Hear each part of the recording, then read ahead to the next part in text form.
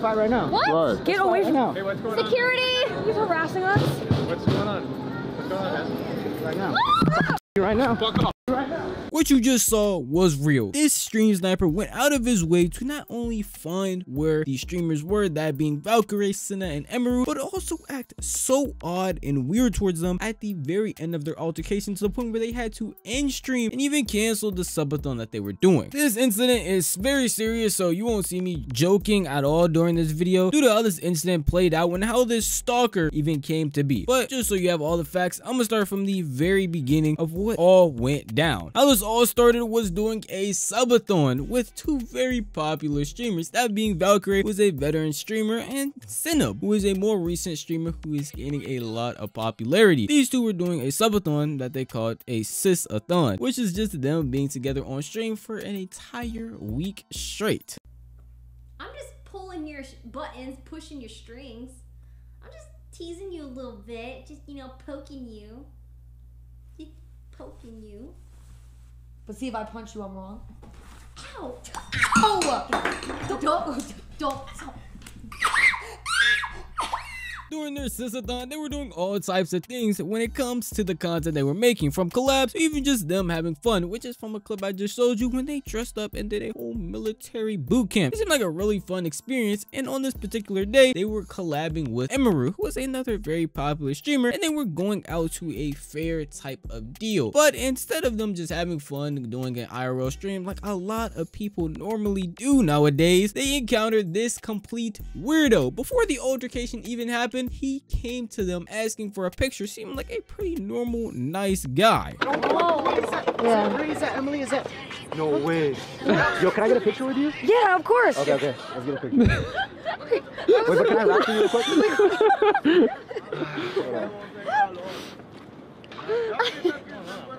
This is Cinna. Hello. I was waiting for it. Nice to meet you. Hi. My name's Russell. Hi, nice to Ray. meet Nice to you. meet you. Emily, could you take Rosie. a photo? Rosie, nice to meet you. Nice to meet you. My name's Russell. Russell. She can take a pic. Oh, we can't because we have a. We actually, stuff to do. we're on a time What's limit. up? Yeah, you we're gotta on a time limit, There's so. no time frame. Did you want to pic? Oh, sorry, excuse us. Sorry. Okay, so. Do you need a photo? Oh yeah. All right, let's take a picture.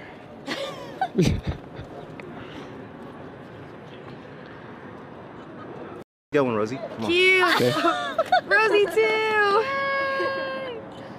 Nice to meet you. Thanks, Russell. Nice to meet you. How you doing? Good night. Everything about that seemed like a pretty normal fan interaction. Bro pulled up, saw them, asked for a picture, started freaking out, handshaked everybody, even said his name, seemed pretty calm. He just seemed a little excited and probably a little nervous. The way he was clutching his chest, bro, seemed like he was about to have a heart attack. With the way that these events follow, you wouldn't expect what happened after this interaction, which shows he went out of his way to plan this and to be odd and weird, getting his initial reaction or picture with them so that he can later on be a complete creep and weirdo to them, to the point where they wanted to leave and had to call security. But of course, this strange nigga decides later on to start following them, and how the interaction even started before he followed them was he met them again, just waiting there, and tried to get Emiru's number. Proposal. Yes, please. Oh God. Oh God, yes, that is. Can I sing for a change? A change for the better, as you would say. Okay. And the change would be for her number. If Oh. you'd like it, can I get your number? I don't have a phone. I'm sorry.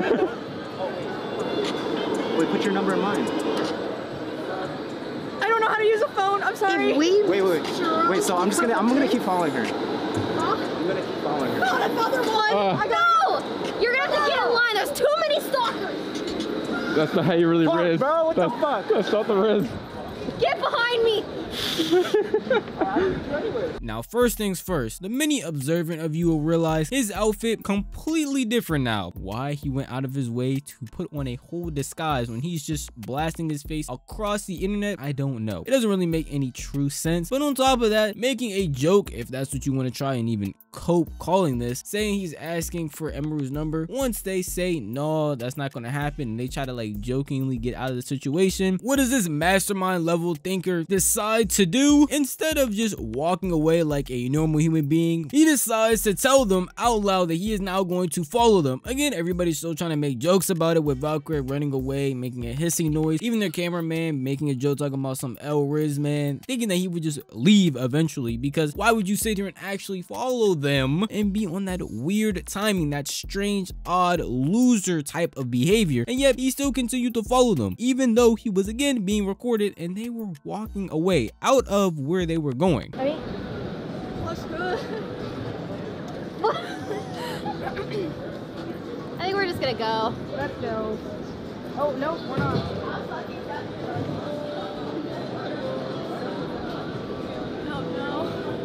What's up, bro? Hey, excuse me? No! Security? Emily, no!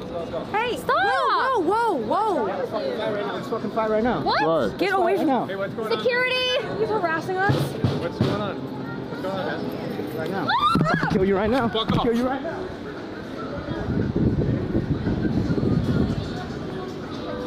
Security, please. Security!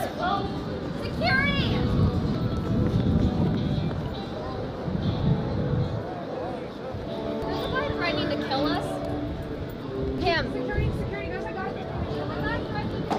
Obviously, the camera stopped rolling because he was threatening them. They were trying to do their best to make sure nothing bad had happened. In my opinion, they should have kept the cameras rolling on this guy constantly, because there's no way you're doing something like this, being a weirdo, being a creep, being an oddball, and then taking it to this extreme of a level when there's not only cameras but a bunch of people around and security right there as well for the place that they're at. Thankfully though, everyone involved in the situation is doing fine. They are all okay now. Emiru, Cinna, Valkyrae, even the cameraman that was involved, they are all okay and fine. This still is a very sad story, not only because of how this weirdo acted, because of what this actually spells for the landscape as a whole. A lot of people were talking about streaming being more innovative nowadays, with that literal innovation being right in front of you with IRL streaming. But when we have situations like this, it makes it seem like it's harder and harder to be a female streamer specifically every single day. And recently we had people clowning on Pokemon because she was talking about what the landscape is and how there aren't that many big female streamers, but it's because of things like this. How would you even encourage somebody to step into streaming at all when huge creators like this are facing harassment on this type of level consistently? And we can even see this from other big streamers who reacted to this clip, that they are definitely not okay with it and feel the same way that these big female streamers are being targeted in horrendous ways. And they got his face on that too. They should have no excuse to pack that the f up, bro. Him. They should have no excuse to pack him up. Yo, that's just like, damn. First of all, bro, International Women's Month is crazy. Second of all, the fact that female streamers even have to consider things like that is nuts, bro. Like an obsessed, like that's just like, that's the last thing you even want to think about when you're out with your friends just trying to enjoy a city.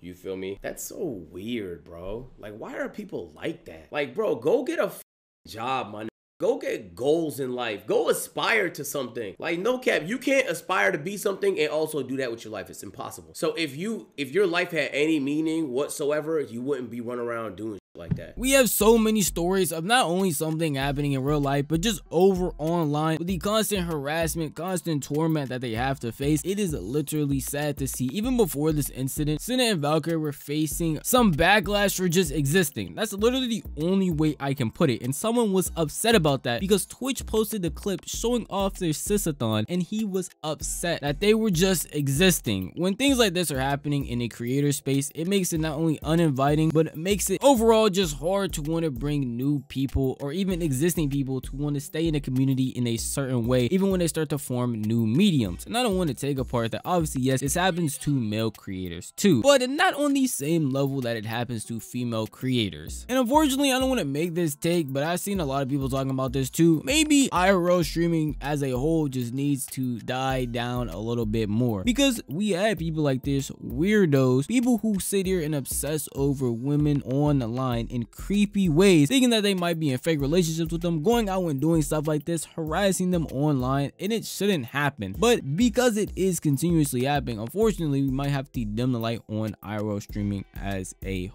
whole, or at least put a bunch more precautions on it, which is unfortunate that even has to happen in the first place, because many people you've seen will go out and IRL stream and do a bunch of content. Like the FaZe Boys, if you've seen them recently, they IRL stream basically every single day, and their fan interactions might have a little bit of trolling, but it is nothing like this at all. And I hate to have to say something like that, but if that's not the route people want to take moving forward, and instead they still want to continue IRL streaming, I feel like a bunch more precautions need to be had in order to make sure nothing like this ever happens again. And it's not even on the creator's fault, it's really on these creeps' fault, and thank God that this one was caught, shown on live, so that he can face the maximum punishment for what he did. There is nothing that should stop him from facing some type of lawsuit, some type of punishment, some type of something, because they have it all on video, they have it on camera, multiple people were there, multiple people were witness to it. Something has to happen. At least that's how I feel. But if you want to tell me how you feel, the best place to do that would be the comment section down below. And if you did enjoy this video, maybe consider giving it a like, and if you enjoy content like this, maybe consider subscribing, because I post like this every single week. And if you don't ever want to miss out on a single video, then hit that bell icon, because you'll be notified the millisecond a video goes live. That's enough for me. I'm gonna see you guys in the next one. Peace out.